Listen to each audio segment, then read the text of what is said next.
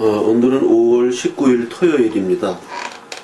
제가 지금 녹화를 시작한 시간은 12시 13분에 시작하고 있습니다.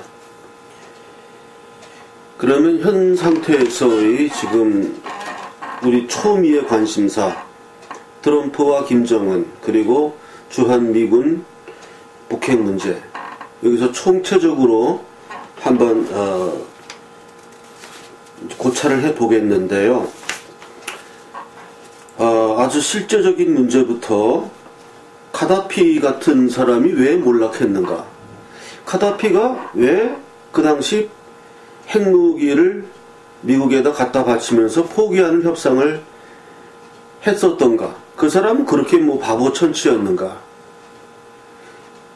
그리고 미국에 굴복했던 이란도 지금 한 반쯤 굴복했다가 그 이스라엘이 다 밝혀내고 해서 다시 미국이 핵협정을 이제 철회하는, 그러면 왜 그들은 미국에게 이렇게 굴복하고 있는가? 그 답을 이야기한다면 간단하죠. 미국이 강하기 때문입니다. 미국이 강하기 때문이. 얼마나 강하냐? 과거의 그 냉전 시대에 미국에 대항하는 세력으로 소련이 있었죠. 그 당시 소비에트 연방은 엄청난 힘을 갖고 미국에 대항하는, 그 당시 미국은 제2의 국가인가 하는 자성론까지 미국에서 일어났었습니다. 그 당시에 제1강대국이 소련이고 제2위가 미국인가 하는 그런 비아냥거리는 자성론이 그 당시에 소련이 건재할 당시 있었습니다. 그만큼 그 당시에는 사실 007 영화에서 나오는 주적이 소련이었고, 그러니까 지금 그 미국은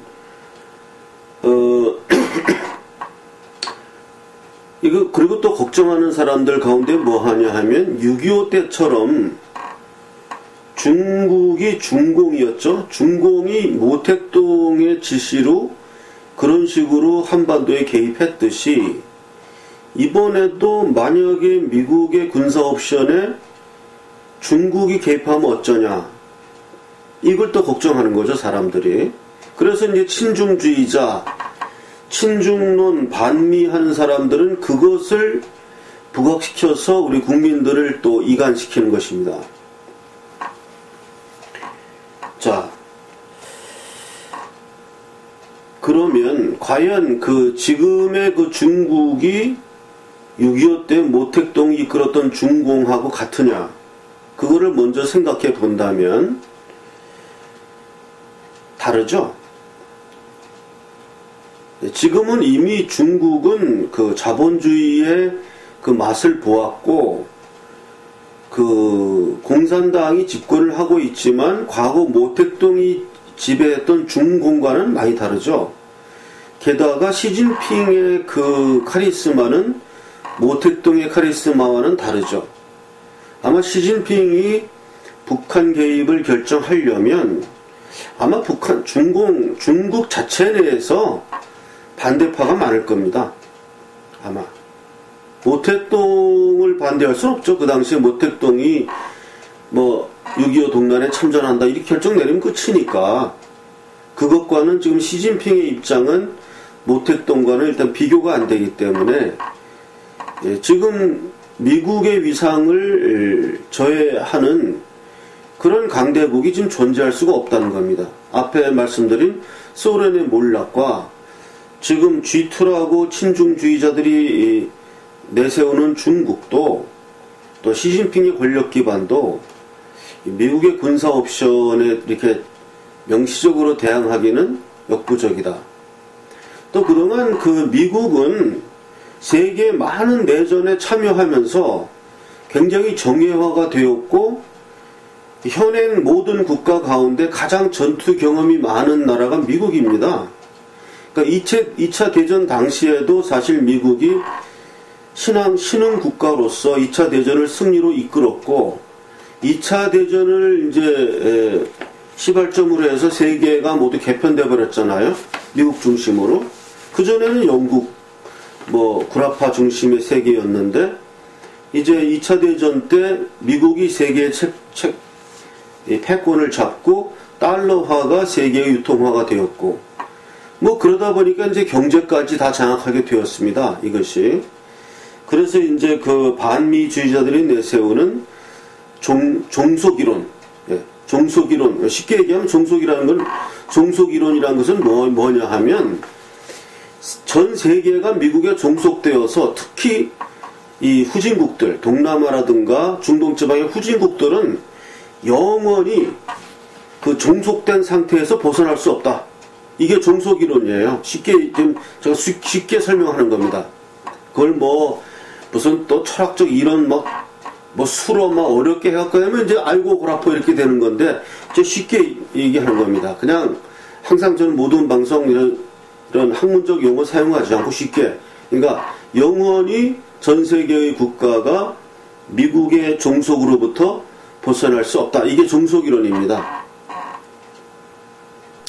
자, 얘기가 좀 다시 원위치로 돌아가겠습니다. 그래서 그 이후 지금 세계 2차 대전이 끝난 후에 전투 경험을 한 나라는 별로 되지 않습니다. 특히 강대국들 중에는. 중동 지방에서 게릴라들이 실제로 싸우고 이 사람들은 전투 경험이 많지만, 미국이 제일 전투 경험이 많고 실제로도 전쟁을 계속 수행해온 국가이기 때문에, 거기에다가 또 강력한 국력을 바탕으로 신무기, 이런 것 때문에 미국의 그 초강대국으로서의 위상은 6.25 한국 전쟁 때와는 매우 다르다. 그래서 6.25 전쟁처럼 상황은 절대 전개될 수 없다. 이게 제 견해입니다. 자, 그러면 가다피를 한번 생각해 보겠습니다. 가다피는 그 독재 42년이었던가요? 그래서 그 김일성의 세계 기록을 깰 유망주로 각광받던, 각광받는다면 이상하지만 어쨌든 주목받았던 그런 독재자 세계에서의 상위 랭커였습니다. 가다피는 챔피언 자리를 면보는 그런 가다피가 왜 이렇게 바보같이 미국의 핵을 갖다 바치고 핵무장을 포기하고 결국은 민중들에게 잡혀 죽는 이런 식으로 되어버렸을까? 가다피는 그러면 김정은이보다 머리가 나빠서, 김정은은 가다피보다가 머리가 좋아서 이런 걸 피할 수 있다는 것인가? 거기에 대해 생각을 해보겠습니다. 가다피란 사람도 그 입지전을 보면 대단한 사람이었어요. 결국 그 리비아라는 나라를 철권 통치하는 그런 독재의 수장이 되었죠. 우리가 실제적으로 생각해 봐야 되는 문제가 하나가 있습니다. 우리가 흔히들 누구를 죽여라, 누구를 없애라 이런 얘기를 하지만 그것이 상대방의 어떤 정치적인 생명을 끝낸다 이런 뜻으로 죽이라 하는 것이지, 그 자연인으로서의 그 목숨을 빼앗는다는 것으로 죽이라는 뜻은 아니죠. 또 죽었다는 말도 그런 것이고. 그런데 지금 이 북핵 문제에 있어서 김정은에게 있어서는 자기에게 이것이 실제 자기 목숨을 빼앗기는, 정말 자연인으로서 생명이 없어지는 그런 게 될 수 있는 것입니다. 이 북핵 문제가. 자, 이 트럼프나 무슨 문재인이든 누구든 시진핑이든 여기에 관련된 아베든 누구든 이 문제가 잘못되었을 때에 최악으로 달렸을 때 자기 목숨, 실제 자연인의 목숨을 잃을 수 있는 사람이 누굽니까? 트럼프가 자기 목숨을 잃습니까? 아베가 자기 목숨을 잃습니까? 문재인이 자기 목숨을 잃습니까? 시진핑이 자기 목숨을 잃습니까? 김정은이 자기 목숨을 실제로 잃을 수 있습니까? 그렇죠. 김정은은 실제로 자기의 목숨을 잃을 수 있습니다. 예, 최악으로 갈 경우에는 진짜로 자기가 교수형에 달려서 처형당하는, 아니면 뭐 총살을 당할 수 있는 가능성을 가진 사람은 김정은입니다. 다른 누구도 자기가 대통령직을 잃고 탄핵되고 감옥소에 가고 이렇게 뭐 처벌을 받을 뿐이고, 뭐 벌금 낸다든가 아니면 국민적 지탄을 받아서 뭐 실각한다든가 이런 데 그치는 것이지, 실제로 자기의 목숨을 빼앗기는 건 아닙니다. 그러나 김정은은 실제로 자기의 목숨, 자기가 죽는 거예요. 실제로 자연인으로서 죽을 수 있는 가능성이 있는 것입니다. 그것을 김정은은 알고 있습니다. 가다피도 그것을 알고 있었어요, 자기가. 그래서 이것은 애초에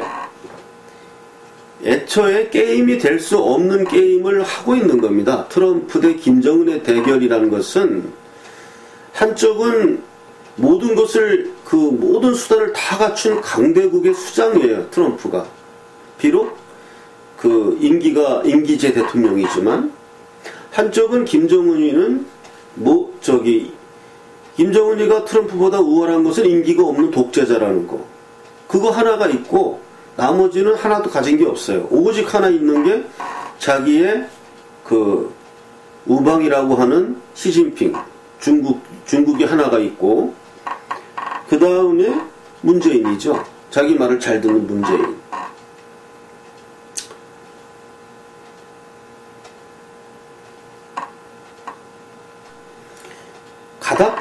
리비아의 가다피가 뭐가 못나서 그렇게 협상을 했겠는가? 그거는요, 인간은 누구나 죽음 앞에서, 내가 정말 죽을 수 있다는 가능성 앞에서는 작아지는 겁니다. 예, 인간은.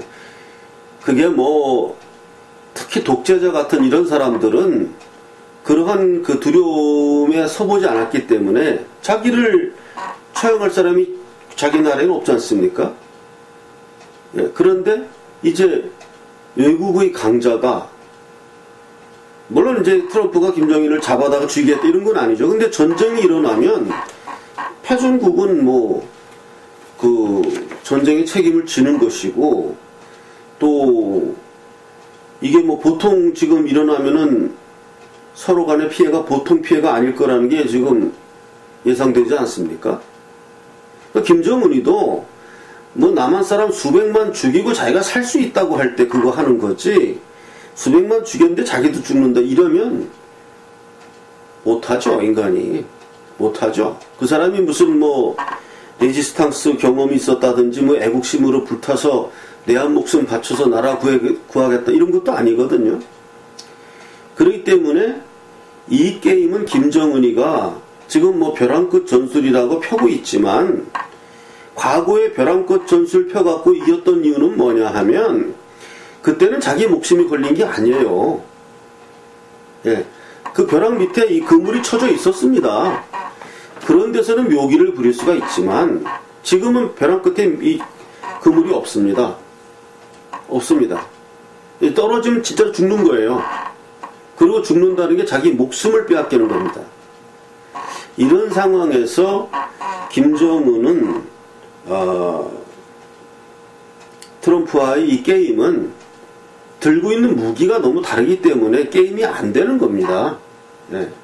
게임이 안 되는 것이고, 또 친중주의자, 반미주의자 또는 허약한 이 우파 중에서도 허약한 생각 갖고 있는 사람들은 이 우리 우파 농객들 중에서도 갈립니다. 예, 미국이 군사 옵션을 할 수 있다라고 주장하는 사람과 할 수 없다라고 주장하는 사람들, 이게 갈려요.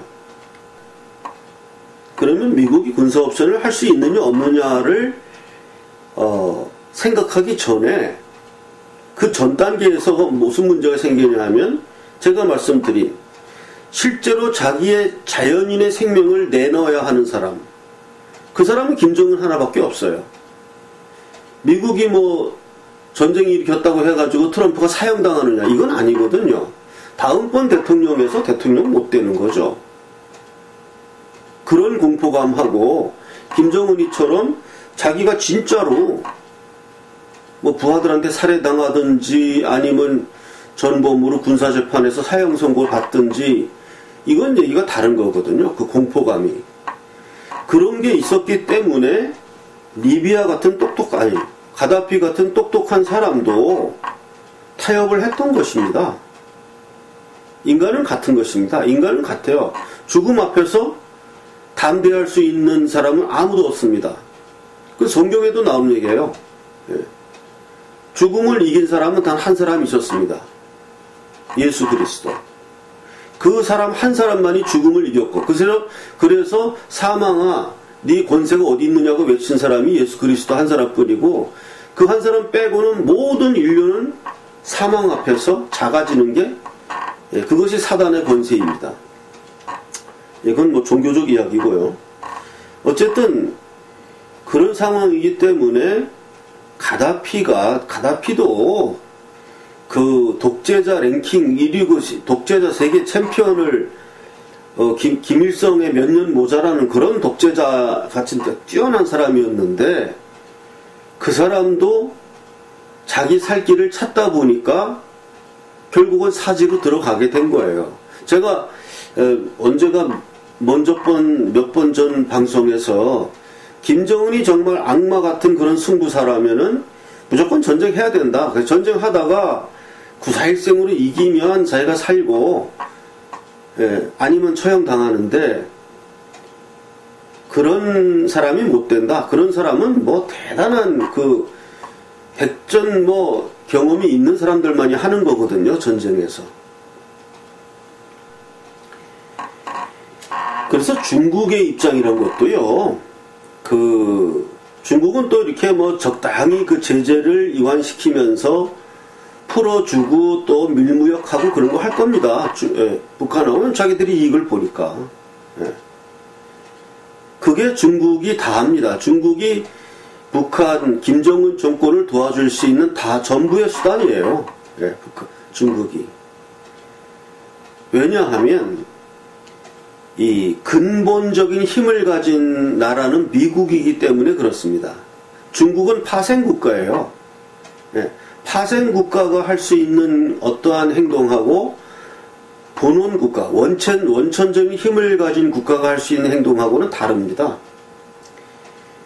그래서 그렇게 함으로써 중국은 그냥 그런 행동을 통해서 적당히 북한에 대한 지배권을 유지하려고 하는 것에 불과하고 그것을 김정은이도 알고 있습니다. 그래서 여기서 김정은이는 살려고 할 것입니다. 그러면 김정은이가 살기를 원하는 사람은 몇 명이냐? 이 지구상에서. 김정은이가 살기를 원하는 사람. 아마 한 사람뿐일 겁니다. 김정인 본인 혼자. 아니면 뭐 김여정이나 이런 자기 김여정 김정철 자기 형제. 이 사람들만 김정은이가 살기를 원하고 나머지 모든 사람들은 김정은이가 죽기를 원합니다. 김정은의 부하들 지금 그 사람들이 김정은이 살기를 원할까요? 아닙니다. 이 사람들도 김정은이 죽기를 원합니다. 근데 죽일 힘이 없는 거예요, 자기들이. 그렇기 때문에 지금 트럼프와 김정은의 이러한 대결 구도에서 정말로 김정은이 살기를 원하는 김정은의 분신인 부하들이라면은 김정은 보러 김정은 동지, 트럼프와에게 굴복하면 안 됩니다. 미국 협상 포기하시오. 전쟁합시다. 나는 끝까지 당신 곁에 남아있겠소. 이렇게 얘기하면서 전쟁을 독려할 겁니다. 근데 그런 사람은 한 명도 없습니다. 북한에. 김정은과 무슨 은혜를 주고받은 사이가 아니잖아요. 서로 권력을 위해서 잘 먹고 잘 살기 위해서 뭉친 집단 아닙니까? 결국 인간은 본래적으로 내가 살기 위해서 김정은이가 필요한 거예요. 근데 그 길로 가면, 전쟁하는 길로 가면, 잘못하면 나도 전범으로 김정은과 함께 군사재판에 서지 않습니까? 이거 원하지 않죠. 북한의 군부 중에 아주 최강성 군부라고 하더라도 걔네들 목적도 자기가 사는 거예요. 자기가 살기 위해서 지금까지는 김정은이를 지지해 왔지만 일이 이 지경까지 온다 그러면 이제 만약에 미국과 전쟁하게 된다 그러면 거기서는 생각이 달라지는 거죠.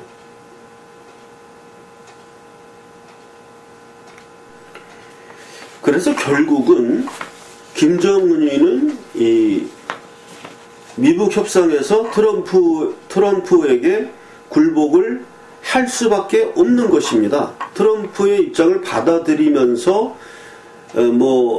어떤 선언이 나오게 돼 있고, 지금 우파 방송 내에서도 굉장히 걱정하는 사람들이 많아요. 김정은이가 핵을 숨기고 어쩌고 하면서 과거에 김정일이 했던 것처럼 중국 나중에 단계에서 파기하고 어쩌고 하면서 이렇게 할 것이다. 이런 걱정들 하는데 그 기우입니다, 기우. 그게 안 돼요. 왜냐하면 지금 트럼프의 입장에서는 이미 그 김정일 시대에서 그러한 한 시행착오가 몇 번 있었지 않습니까? 선례가 있기 때문에 트럼프 입장에서는 정당성이 있는 거예요. 너희들 벌써 이게 몇 번째냐? 이게 8번째냐? 9번째냐? 이제는 안 된다. 그냥 우리 다음 단계로 넘어가겠다고 얘기해도 세계적으로 정당성이 인정이 돼요. 이게 미국 자체 내에서도 인정이 되고, 그렇기 때문에 이제는 김정은이는 자기의 목숨이 낚싯줄에 걸린 물고기처럼 된 지금 형국입니다. 예, 그런 형국이에요. 제가 이런 이야기 하면은 비웃는 사람들이 좀 있겠지만은 두고 보세요. 절대 그런 게 아닙니다. 그러니까 이거는 저는 그냥 원리로 얘기해요. 힘의 원리. 힘 가진 사람이 하겠다는데, 그래서 북한이 핵을 숨길 수도 있습니다. 숨겨놓고 얼마를 남겨놓고, 제가 먼저 편 방송에서도 말씀드렸지만 그걸 이렇게 공공연히 흘리면서 우리는 핵 무장 국가다라고 이렇게 엄포하고 남하를 옥죄는 무기로 사용할 수 있지만, 핵무기라는 것은 우리는 핵무기 국가다 하고 공개적으로, 그리고 그것을 공인받고 아니면은 이래야 그 핵무기의 효과가 있는 거지, 그렇게 야미로 갖고 있는 거는 핵무기의 효용이 많이 떨어집니다. 물론 남한에 대해서 공포의 수단으로 사용할 수는 있죠. 그러나 그것이 그건 오히려 또 더한 빌미를 상대방에도 줄 수 있거든요. 예를 들면 주한미군을 더 강화한다든지, 전술핵 배치가 더 상시화된다든지, 그래서 그런 전략도 안 통합니다.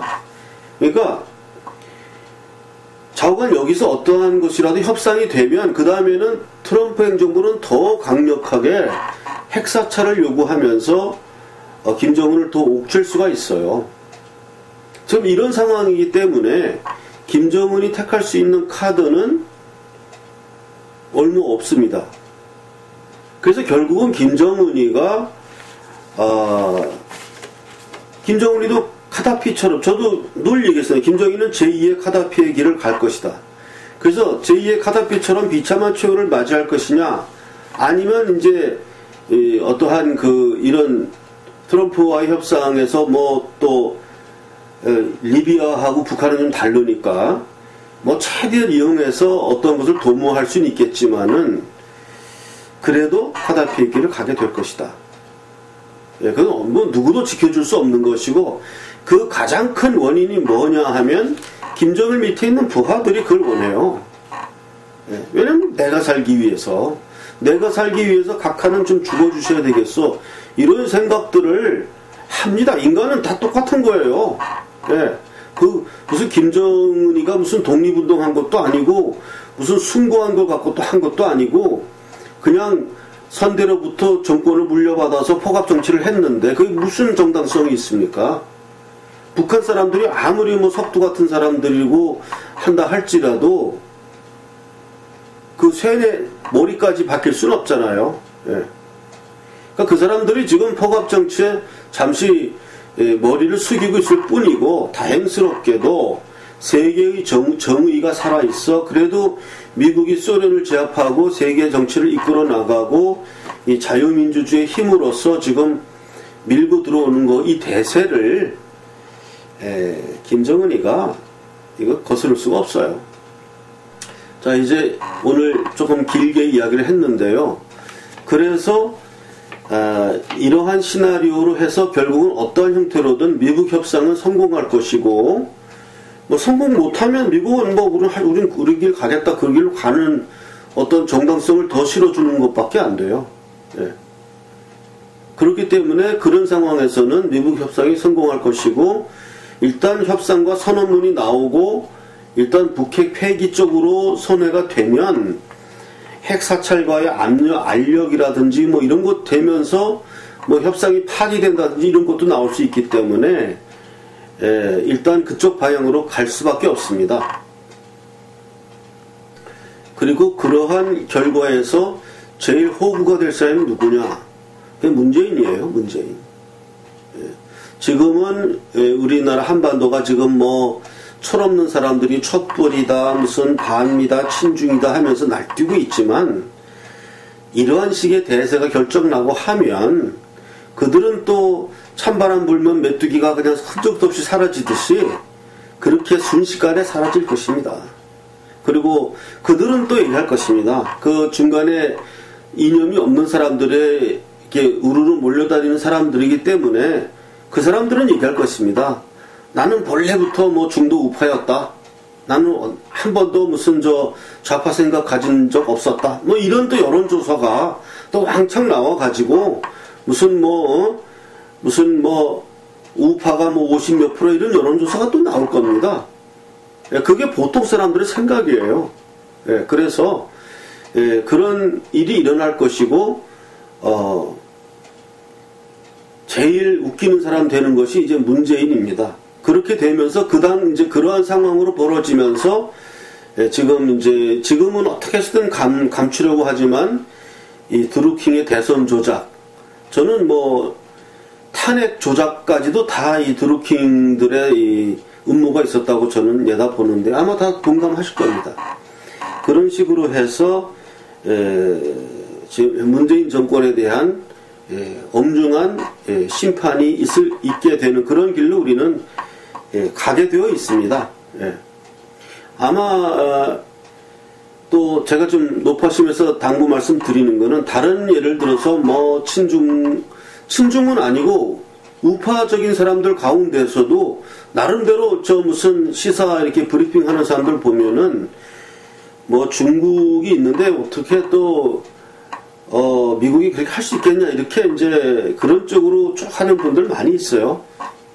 저는 뭐 그렇게 군사적인 전문가는 아니고 일반 상식인이기 때문에 일반 상식인의 어떠한 그 상식으로서 판단을 내리는 것이고, 그래서 무슨 어떠한 더 길게 이렇게 입증할 방식은 없습니다만은 두고 보십시오. 누구 생각이 맞는지 두고 보시면 알게 될 것입니다.